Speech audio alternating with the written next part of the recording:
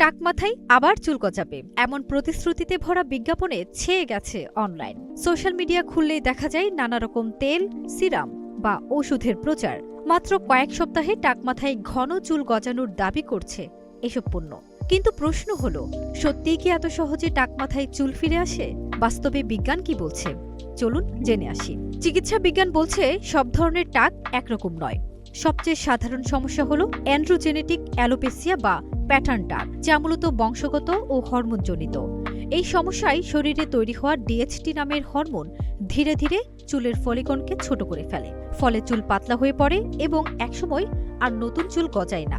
বিজ্ঞানীরা বলছেন, সম্পূর্ণ টাক হয়ে গেলে নতুন করে চুল গজানো বেশ কঠিন। তবে যেসব ফলিকন এখনো সক্রিয় আছে সেগুলোকে উদ্দীপিত করলে কিছু ক্ষেত্রে চুল ফিরে আসতে পারে। বর্তমানে চিকিৎসা বিজ্ঞানে সবচেয়ে বেশি ব্যবহৃত দুটি ওষুধ হল মিনক্সিডিল ও ফিনাস্টেরয়েড। মিনক্সিডিল মাথার ত্বকে রক্তপ্রবাহ বাড়িয়ে চুলের বৃদ্ধির সময়কাল বাড়াতে সাহায্য করে। অন্যদিকে ফিনাস্টেরয়েড ডিএইচটি হরমোন তৈরির প্রক্রিয়া কমিয়ে চুল পড়া ধীর করে।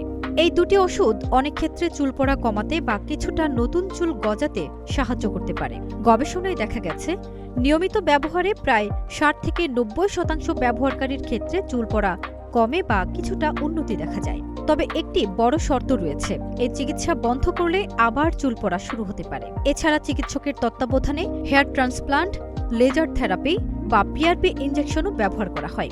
বিশেষজ্ঞদের মতে, অনলাইনে প্রচার হওয়া অনেক ম্যাজিক্যাল তেল বা দ্রুত চুল গজানোর পণ্যের পক্ষে এখনও শক্ত বৈজ্ঞানিক প্রমাণ নেই। তাই চুল পড়ার সমস্যায় চিকিৎসকের পরামর্শ নেয়াই সবচেয়ে নিরাপদ ও কার্যকর পথ।